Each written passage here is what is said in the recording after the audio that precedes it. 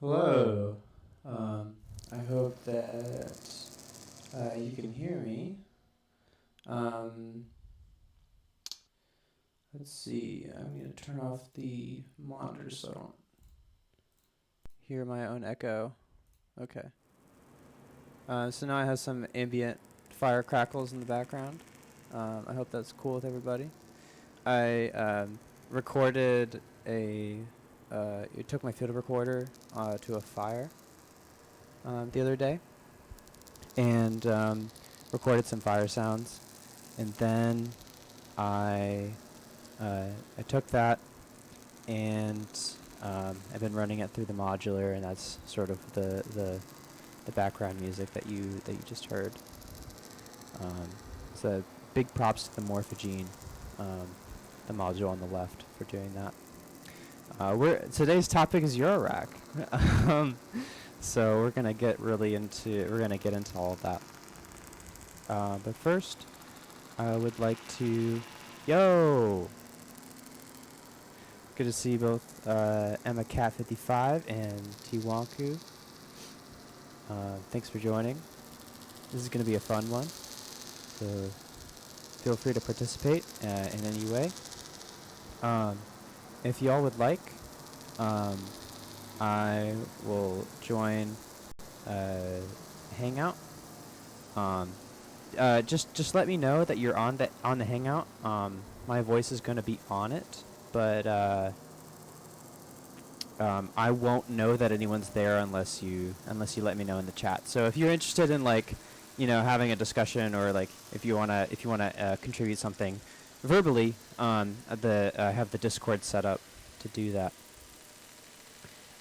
Things are going much smoother, on third or fourth try with this sort of thing. So, let me switch here. 1 second.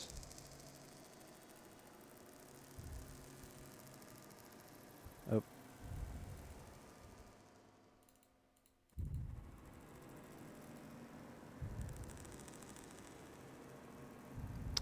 There's always going to be some bugs.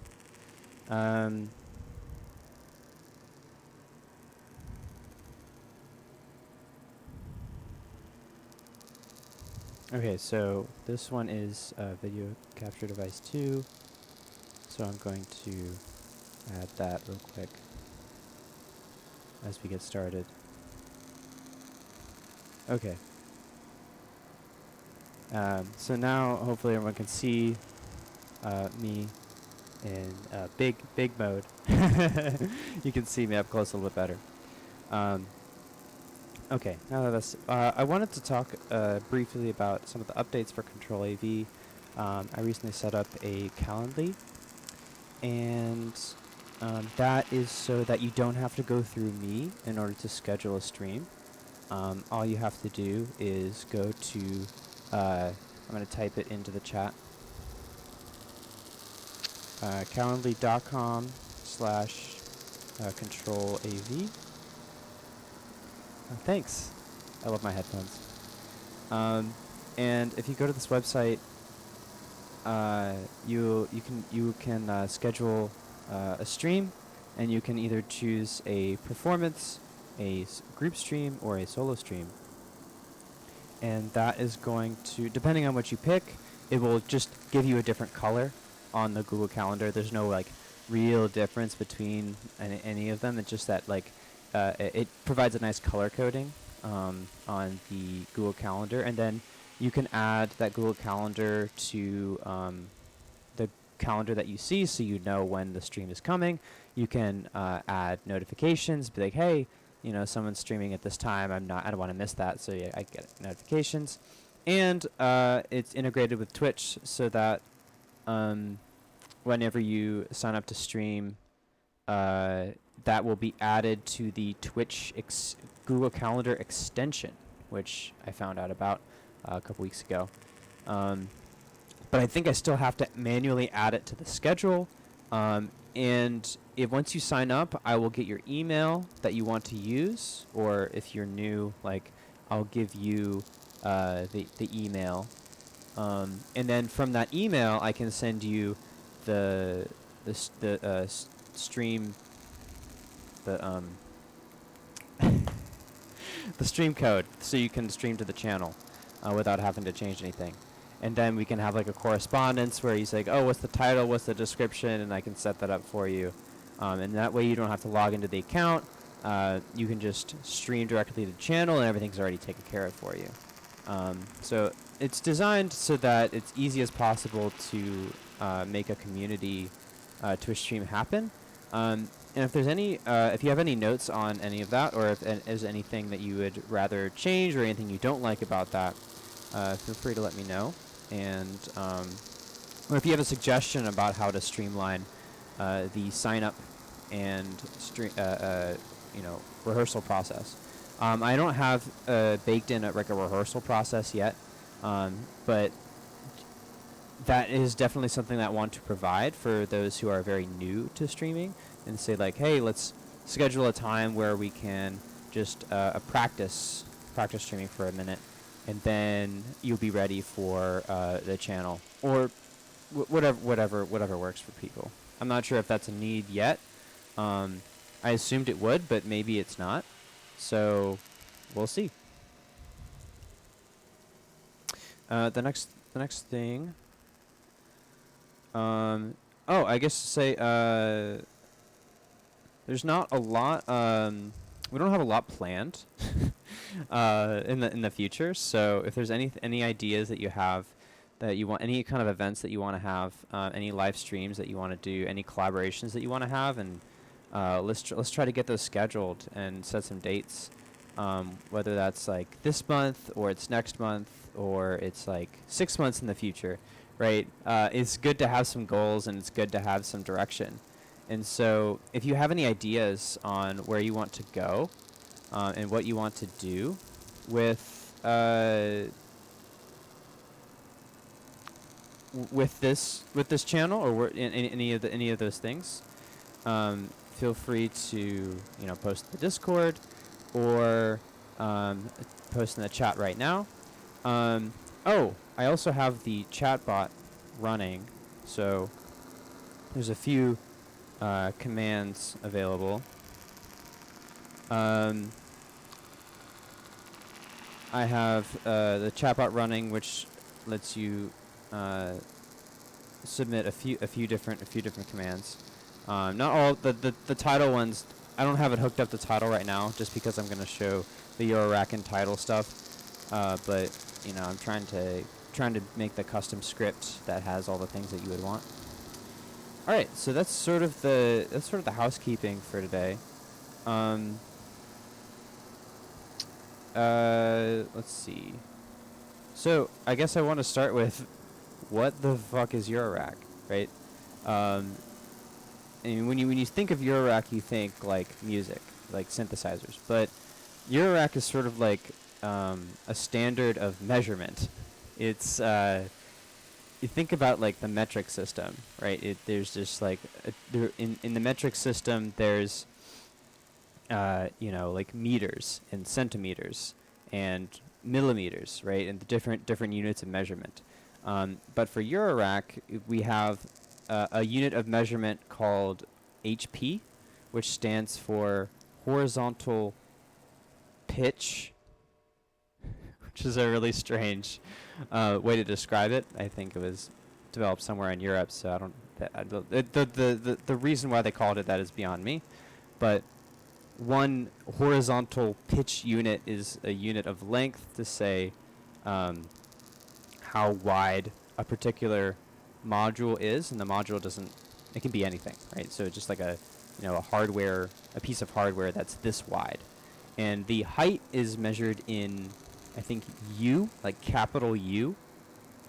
These aren't really important to remember. It's just that Eurorack is more of like a standard that people use to build modules that can fit with one each other. So the modules themselves are collaborating with each other in order to form a synthesizer of your own design. And so a lot of nerds use Eurorack because they can make and create new kinds of instruments and music at the same time, and that's really exciting to me. I think it's especially useful for things like sound design and other kinds of like experimental topics, because it lets you do things that a traditional Yamaha keyboard doesn't really let you do. Plus, you can add a Yamaha keyboard to it, and there's no harm with that. Moog has gone definitely, and it has taken an interesting path in the Eurorack universe. They're one of the most popular Eurorack manufacturers, yet they still make the regular kind of keyboards. So there's kind of this dynamic. So before I continue, feel free to like ask any questions if you need clarification, or like I say a word that's like, what was that? That doesn't make any sense. And that will definitely happen because I have been in this field for a while, and I don't know what you don't know, if that makes sense. And so any questions or feedback is helpful and great. So I got into Eurorack because of what I mentioned. It's a more or less a way to create new musical instruments. Good for sound design. It's good for sample creation. It's good for just exploring and creating without using a screen. I mean, there are screens technically with Eurorack, but which do you like better, the bloops? Bloops, for sure, without a doubt. Bleeps just don't cut it. I mean, if I had to choose between a bleep machine and a bloop machine, definitely a bloop machine. Yeah. Good shit. I wonder if I have to rate this stream as like 17 plus, because I'm gonna say things like shit. We'll see. So let's go ahead and switch over to the Eurorack view. So I have it running right now, and obviously the easiest way to collaborate with someone who's doing Eurorack is with their audio output, right? You are in person, and they're just another player in a band, right? You got the Eurorack guy who's making all the drums and that sort of thing. But with that comes a lot of caveats, because like when you try to loop, right? It's like how do you connect a looper?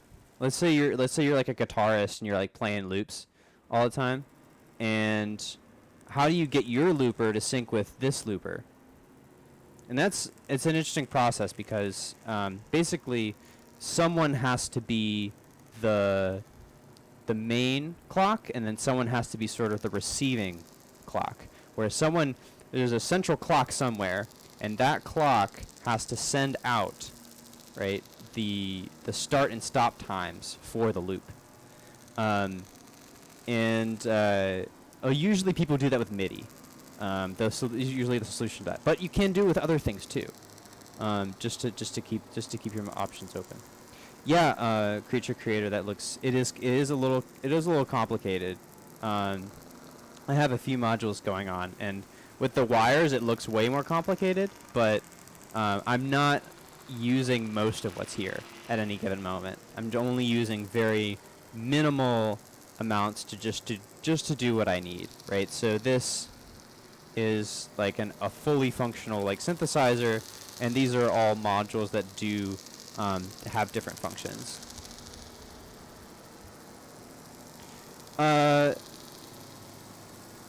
Morphogene can be a looper, right? So it's like I said, multiple modules can be the looper. Most of the time I use tidal cycles as my looper, because it's from my computer and I can control everything with tidal cycles. Morphogene can be a looper. It has that capability, but that's not its strength. And if you make the Morphogene a looper, you lose a lot of its original functionality. You can't do a lot of stuff with it once if you've decided the Morphogene is going to be a looper. Some people have 2 Morphogenes to solve this. And so one's the looper and one is sort of the sample manipulator because they like the Morphogene so much. So yeah, one thing is like, yeah, dealing with audio out. But another interesting thing is that you can use Eurorack as a effects unit. So right here, this module, it's very small. Right now there's a cable connected to it. It's got let me take out.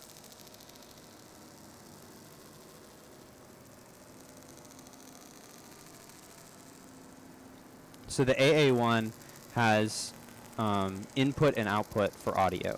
So you can hook up guitar pedals to it. I've used this quite a lot when I'm trying to input like saxophone or voice or whatever, and I can take the output of a guitar pedal and I can amplify that signal so that it's at synth level. So synth level is like way higher in voltage, and so you have to amplify the signal to get it to where you want it to be for Eurorack.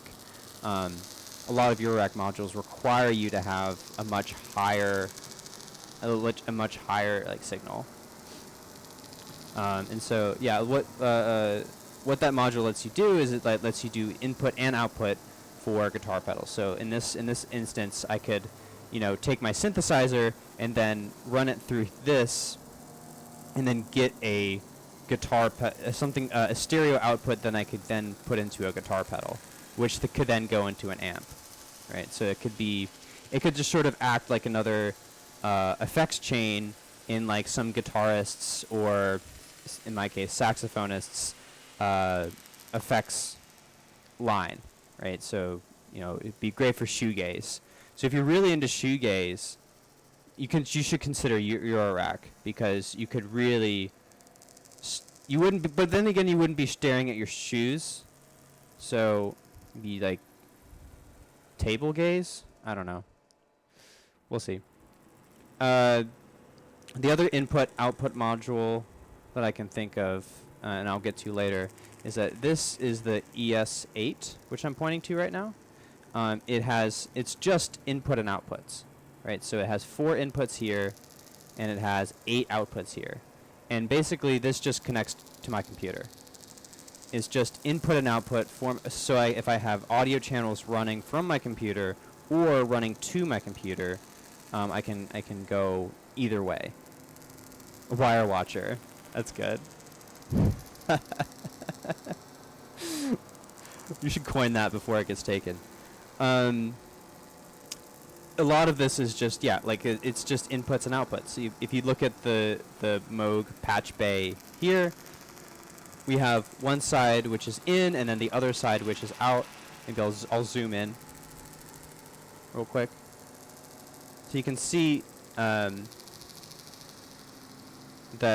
it has labels where it says in and then out.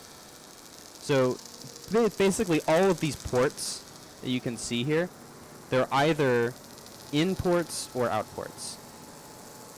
And I'm going to say that a lot because that's really what the whole of this is that you have inputs and outputs, just like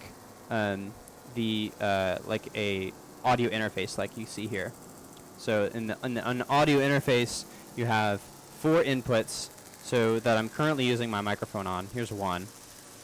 And the outputs are on the back of this audio interface. So just like this, the ES8 is an audio interface in that it does inputs and outputs. And that's it. Super useful, though, and super important for all the kinds of things that you do with Eurorack.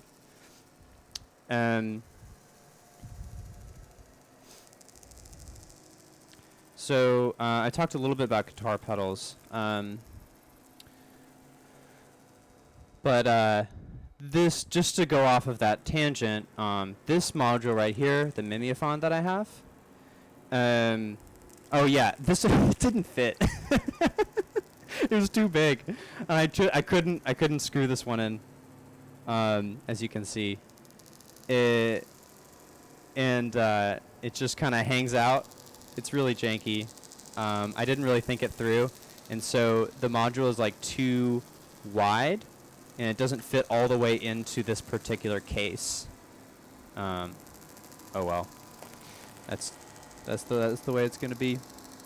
But the Miniaphone is more or less an effects unit. It does whole lots of stuff. It does delays, echoes, reverb, filtering, like all these types of things that you would see on like a guitar racks, right? So like all the kinds of things that you would want to do. So if I wanted to run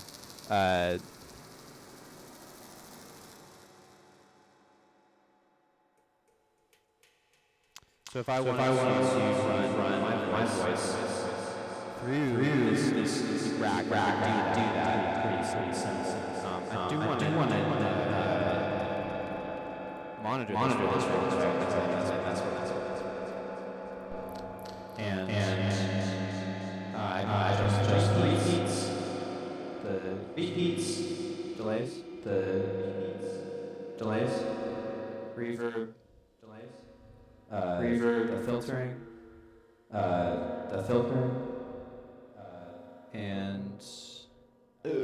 and I can do a ping pong delay, but I'm only on mono, so it doesn't do anything. Okay. Hopefully that was a good, a short little demonstration. Hopefully you can still, y'all can still hear me, and I'm not doing anything crazy just yet. So that's with that. The Morphogene over here, really important module, and there's a lot of modules that do like similar things. But it is a sample like manipulator. It takes in, it has there's an SD card down here, and you can potentially collaborate with someone who uses the Morphogene by giving them samples.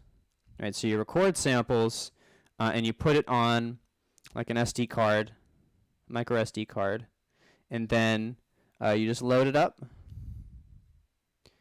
and there you go. You have a collaboration ready to go because you made the samples and then the other person is manipulating them in real time. It also has input, and then so you could like sample someone live, right? So someone's playing an instrument. For example, like let's say Emma's playing cello, and you would take that as an input, and then you would record it real quick, and then you would manipulate the sound in real time. I can demonstrate that real quick by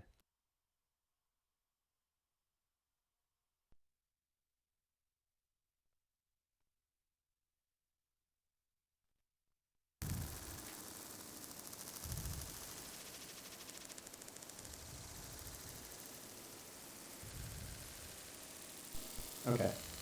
So I'm using both the SD card for this and my voice using the mixer.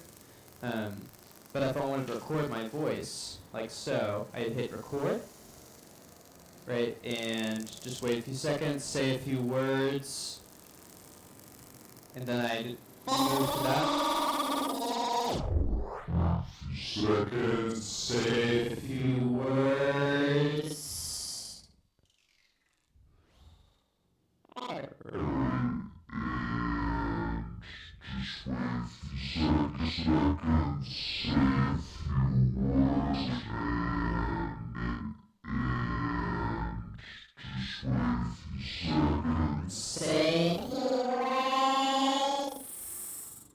And of course, all these things are configurable.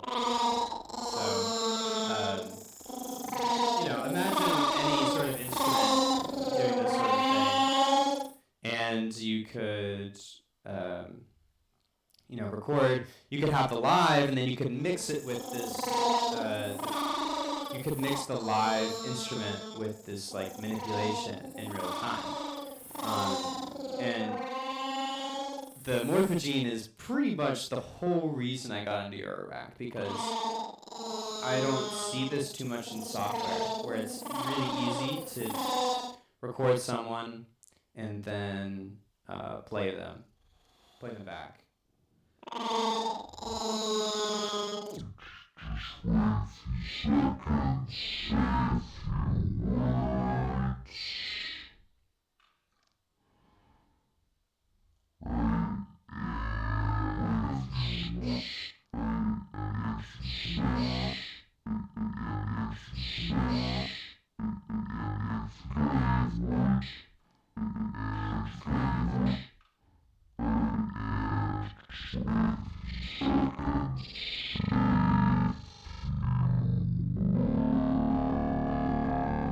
And if you synchronize it with the clock, it can become a beat pretty quickly.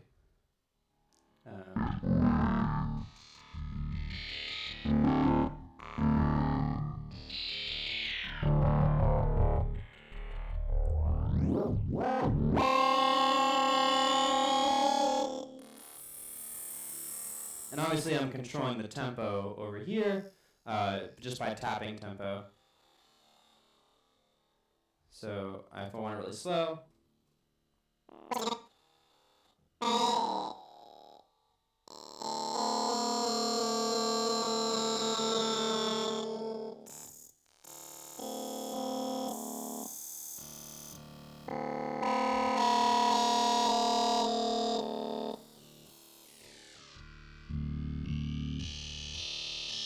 that kind of sounds like a totally different instrument. It sounds totally different from the original voice. And so you're basically another ensemble player, but you're matching the same things as the other people are doing, in a way. So yeah, that's a little bit into what you can do with samples using Eurorack. There's definitely lots of options out there.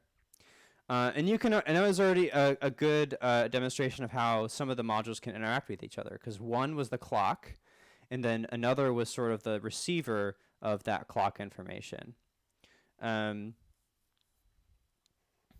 So, if someone else, yeah, let's, I guess,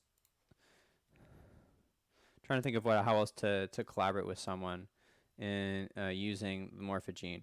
Yeah, so either samples or like live input.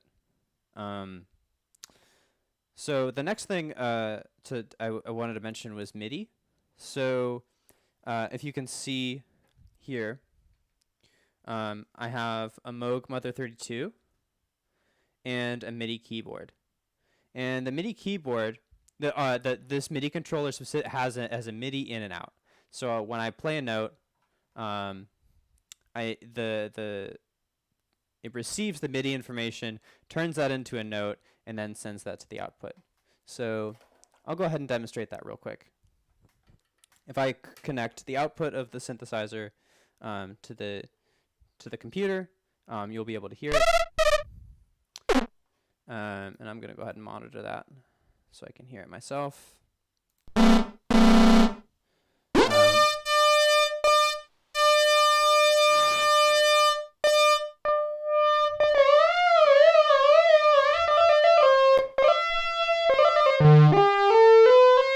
Okay. I'm not a keyboard player, but as you can see. But you get the idea. This is all MIDI. And the next thing you'll notice is that it's using a old-fashioned MIDI cable, a DIN, 5 pins, and you'll be able to see the connection here. It's an analog pin, it's not digital. So when I play a note, the light turns on for note on and note off. There are other kinds of modules in the Eurorack universe that use MIDI. It's not the only one, but MIDI is really useful for sending note information. So if you wanted to send somebody MIDI remotely, you know, you could control as a Eurorack player all the knobs and stuff, and someone else is playing the notes. So there's sort of like, you could break it up, and you could collaborate by breaking up that process, where someone is sort of the sound designer, where they're messing with, you're messing with the knobs, and the other person is actually playing the notes and playing melodies and that sort of thing. As long as you don't like interfere with each other, it's pretty good. And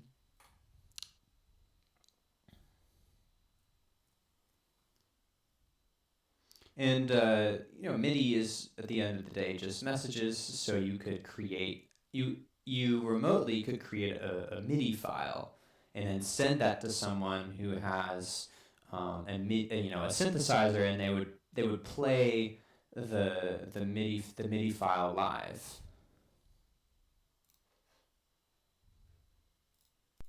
Okay. The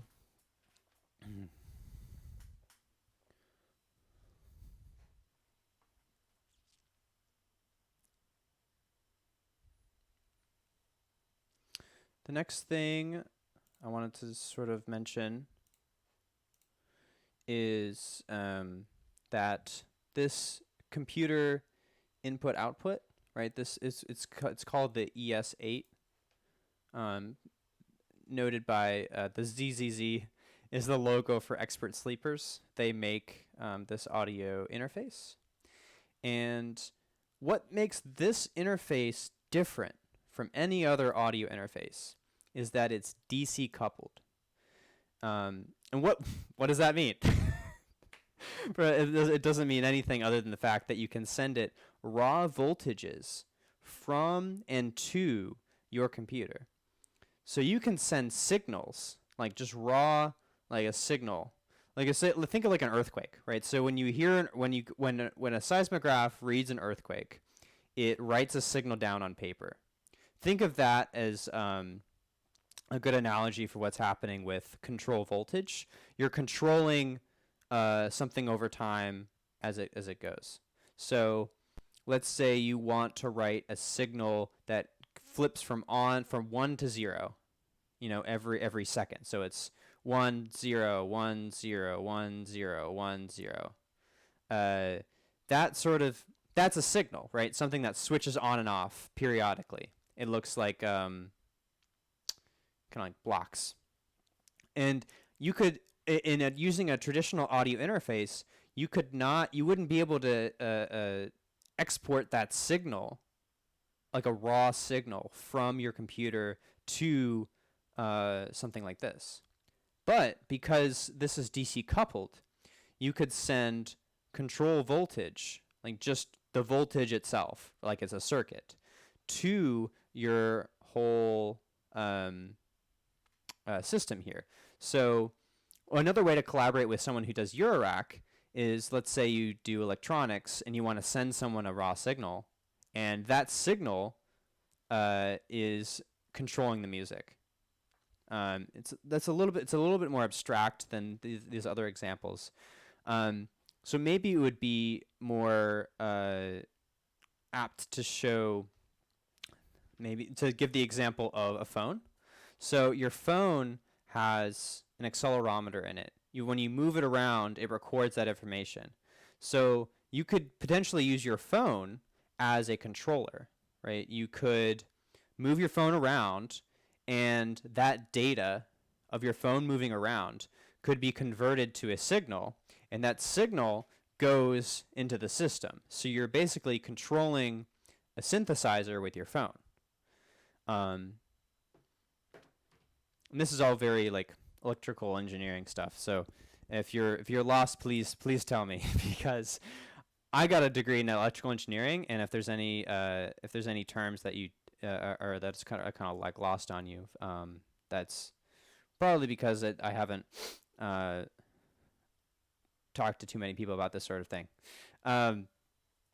So signals are extremely useful in being able to control the modules on a Eurorack. So this allows you to incorporate things like dance, gesture, you know, other kinds of like a video, other kinds of signals that are not inherently music, but you could then convert to music. I get that. It's my secret captain. So the way that I use control voltage is with tidal cycles. Tidal cycles is a live coding language, but there was this person who wrote, I forgot his name, but he wrote a GitHub library.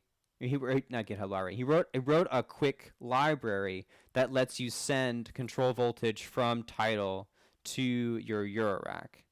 And so if you were to send Tidal messages, it could then relay those signals to the Eurorack. So another way to collaborate with someone who uses Eurorack is to be a tidal cyclist, as Alex likes to call it. So if you do tidal cycles, you could output your tidal cycles beat, or you could give someone a signal based on the beat that you're creating, and then send that out to a Eurorack module. There is a DAW, digital audio workstation, that does control voltage, and that is called Bitwig. I'm gonna try to pull that up real quick using the browser. And hopefully you'll be able to see this soon. You'll be able to see the browser in a minute.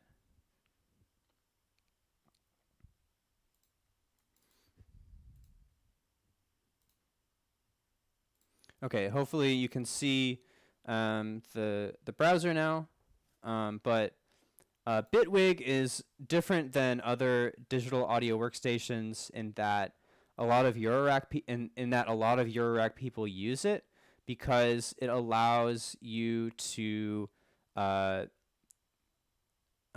send control voltage, like a raw signal, not audio. This is not audio. This is just a signal, right? Something that goes up and down every now and then, directly to your audio interface. And ES8 actually collaborates with Bitwig quite a bit because of this really like enhanced compatibility. So let's say you like made a beat, right, in Ableton or something, and then you exported that as a WAV file. Then you imported that to Bitwig, and you also wanted to automate something in your Eurorack setup. You would be able to do that completely with Bitwig, and that's what makes it a little bit different. I think there's a little bit about modular stuff. Yeah, so they boast here about this hardware integration. So it does MIDI handling, note timing. Other prominent features include MIDI clock sync and Ableton Link. But where Bitwig Studio really stands out is the collection of hardware integration devices. Ableton has some CV tools, but it doesn't seem as comprehensive as Bitwig. Yeah. I haven't messed with the CV tools from Ableton. I don't have Ableton. I think Bitwig is a lot. You can try it out in demo mode. I know Ableton Lite exists, but Bitwig exists for Linux. So, hey, I used it on my Raspberry Pi, or at least I tried to. So that's enough about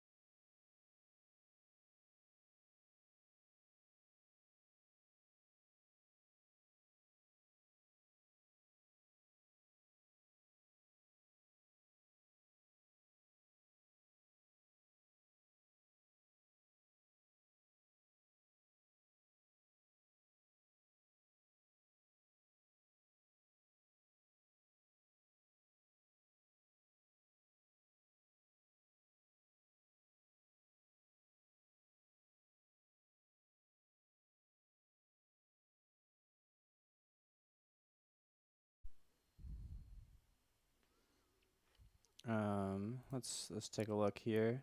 Okay, so now it looks like we should be back. Um,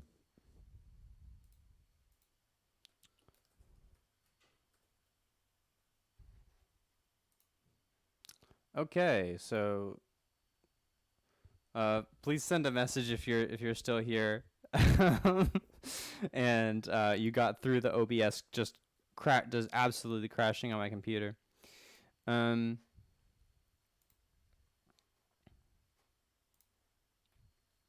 so the next really cool thing that I wanted to talk about that I don't have that I really really want to get into. This is like what's gonna break the bank for me is video synthesizers. So, what is sort of coming out, and this is like a really, very much a newer thing, is that there are some analog video synthesizers being created as Eurorack modules, and what does that look like? Well, there's a few companies that do it. Um, one is LZX Industries, and they have a couple modules out there. One is the Crow Baghdad. As you can see, it's very expensive, but it does exist, and there will be more Eurorack people who are going to be using video, and this is Control AV, so we got to have some video component here at some point. So there are multiple ways you can collaborate with someone using one of these.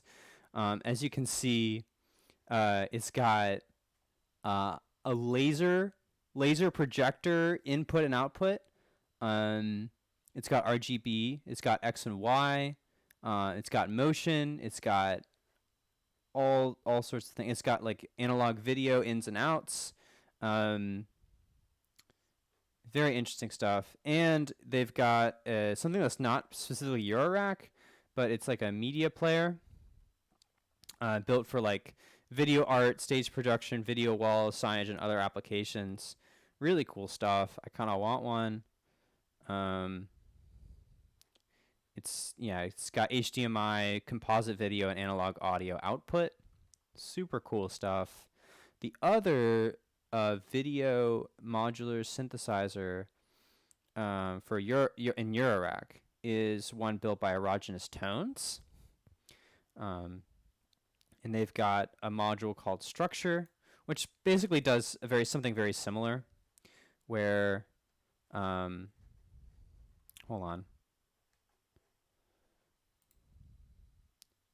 It does something very similar where it has an in of a video, RGB, and you've got your audio and CV, and there is a joystick down at the bottom, which lets you control other things. It's also got a CVBS output. I'm not exactly sure what that is right now. Have I heard of Sleepy Circuits Hypno? No, I haven't. What is that?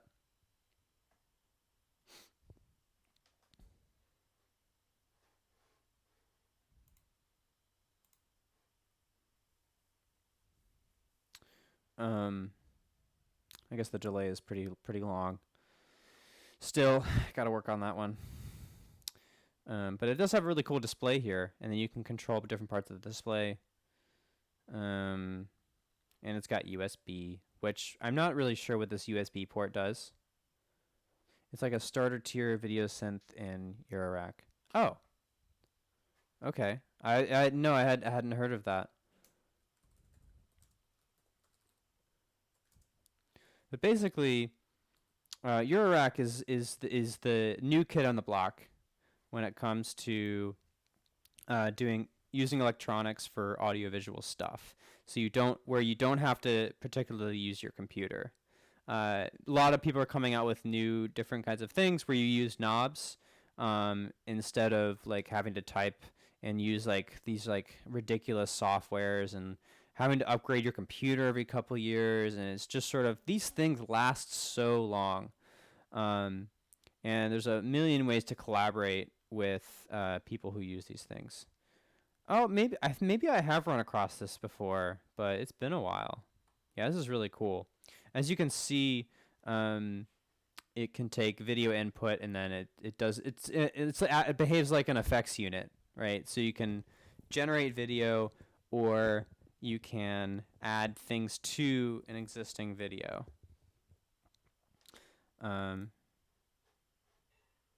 Really cool, really interesting stuff.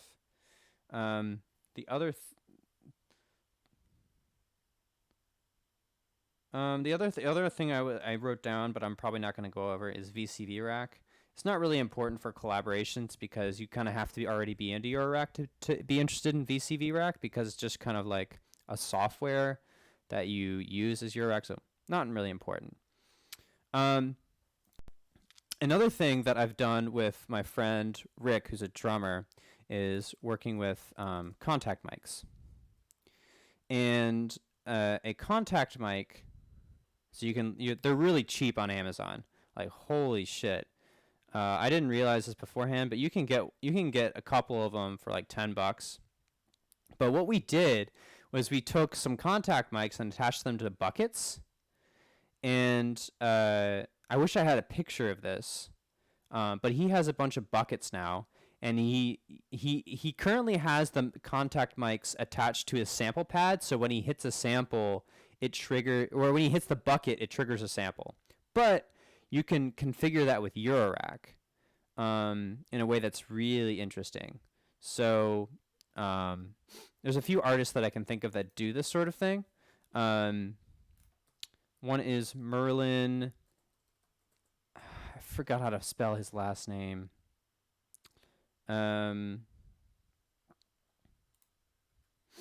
Oh, that's the one. It's the one on Fact Magazine. I don't know how to pronounce it. It's really obscure. But basically, he has this Eurorack setup, and he's a drummer, and he probably uses contact mics and microphones, and he manipulates his sound and triggers sounds and does all these really interesting things all at the same time. And it's obviously, he's got a laptop over here, and he's got his modular over here. And if you've ever listened to any of these things, it's really interesting. He's doing things that you've never heard of or will hear for a while. It's really out there. The kinds of collaborations you can have between a Eurorack system and like regular old instruments. Very exciting stuff. And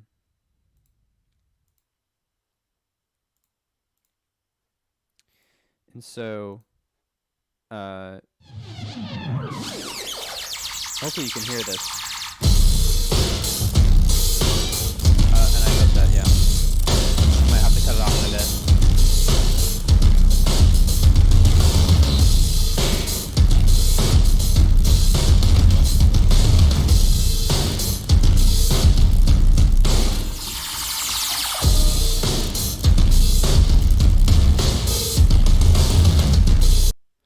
Yeah, I probably have to cut that off for copyright reasons in a minute, because I can't stream things that are protected by copyright. So, and for the last little bit, I think I'm just gonna sort of demo or at least try to demo the title cycles and Eurorack stuff real quick, and just kind of mess around for a little bit for the rest of the stream. Let me know if you have any questions, or if you have any ideas on how you would like to collaborate with Eurorack, or like, hey, is this possible? Like, chances are it probably is. So that should wrap things up. I'm gonna go ahead and try to get Super Collider booted so I can work with Tidal.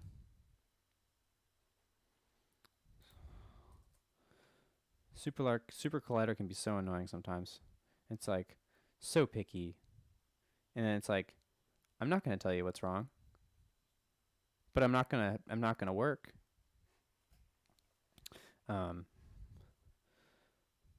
right now, it's just sort of saying localhost is already booting, and then it's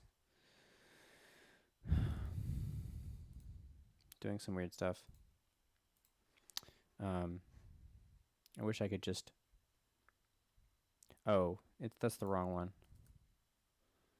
Localhost already booting. Let's try Xing out of that and restarting it. I'm having some weird issues with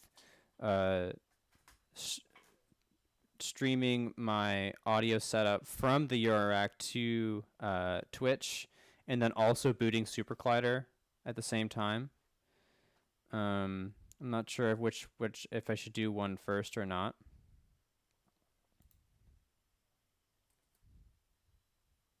Okay, for some reason that worked. I don't know why. So now I'm live there. Let's see if we can get Tidal running. Does each of the aux LFOs run on the same central clock? Can I take it? Can it take external clock? Yes, it's all running on the same clock. Yeah, that's exactly right. Let's switch over to that real quick. So the rate here, I didn't really go over this module at all, but it's an interesting module. It's kind of like a utility. It has one clock.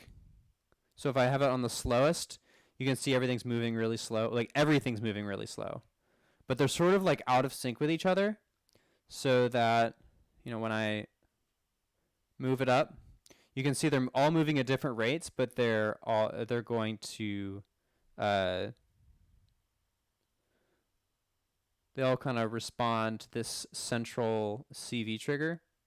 And there's a CV in, so you could control the master, or not master, the central clock here.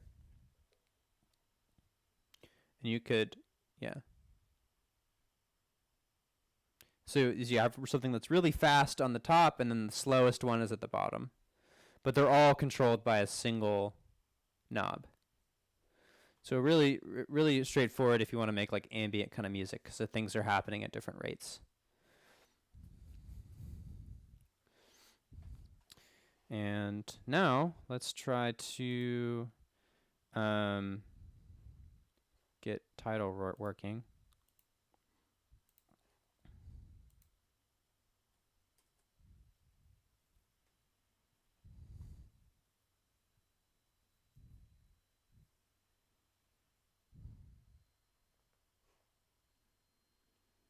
I upgraded to Tidal 1.7.2, and that was like giving me some issues. So I hope this works.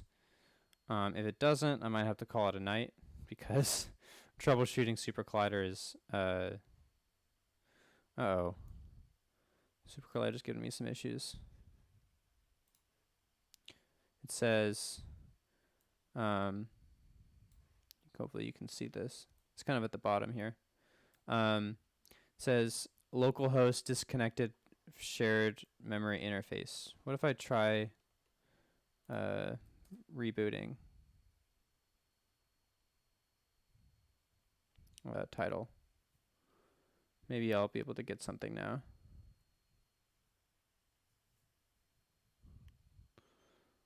There's a lot of setup going on here. Still not getting audio output quite yet. Should take a second. Oh geez, that's not fun. Sample SN couldn't be found. Ugh.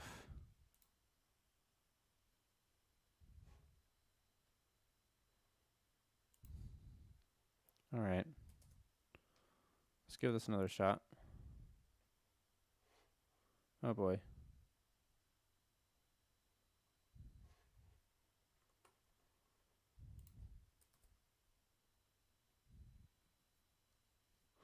One more time.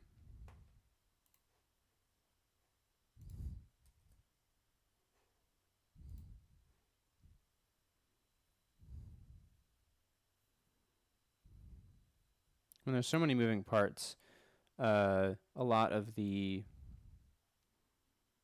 points of you also have a lot of points of failure. So if like one thing's not working, it kind of messes up the whole thing. So it seems, okay.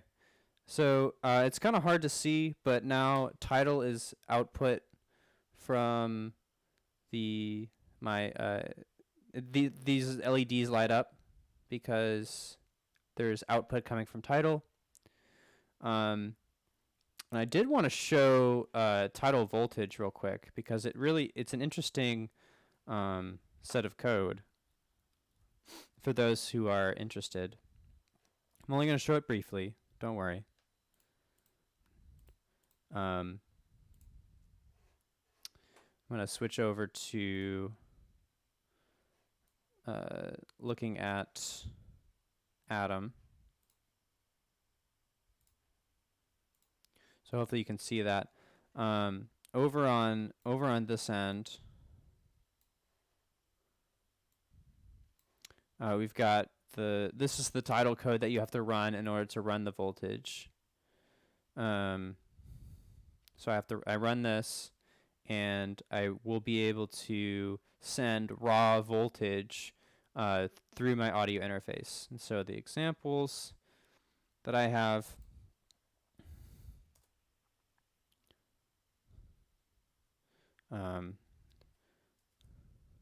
that should be sending raw voltage. Not seeing any errors.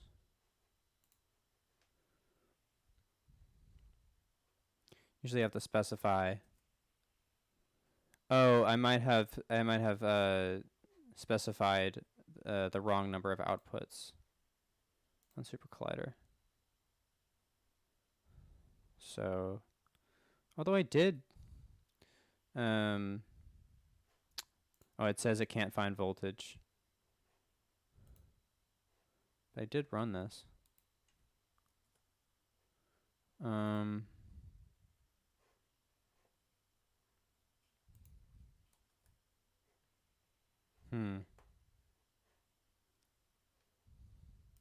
Well, there seems to be something going on from this working. So what I will demonstrate real quick is the title. Running the title from the title drum beat that I'm playing right now into the stream so you can hear it. Okay. Let's give this a shot.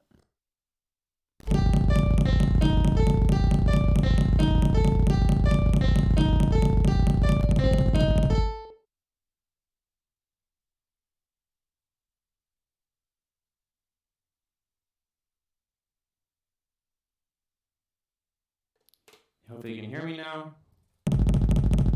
So now I have the title running.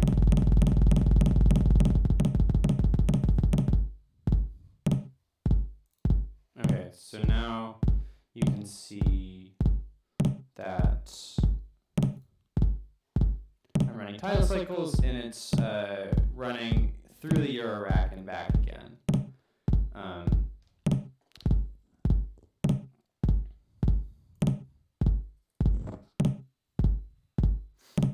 For some reason, the voltage is not currently working. Might have to go and debug that. Oh, I know why. It's because I upgraded title, and I need to add some custom synths to the Super Dirt so that it can work. But that was only because I updated to the newest version and didn't include voltage in that update. So we're on a red beat, which I will do very quickly.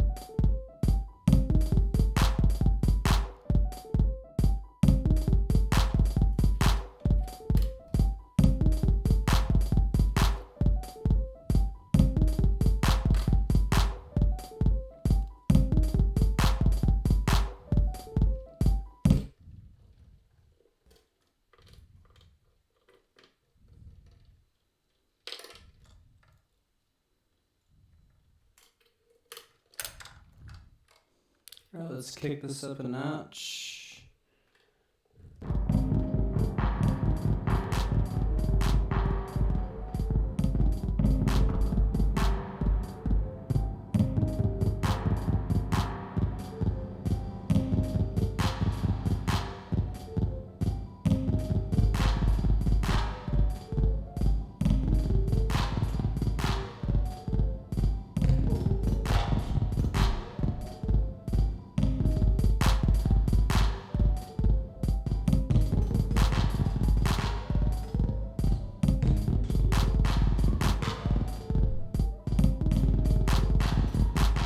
So here's a quick demo of, I'm running the title cycles beat through a Eurorack module, and then I'm sending that back to the computer. Just kind of a quick and dry kind of thing. So, I can turn knobs, and all of a sudden my title cycles beat is doing all sorts of things that title cannot do. With just the turn of a knob instead of having the live code.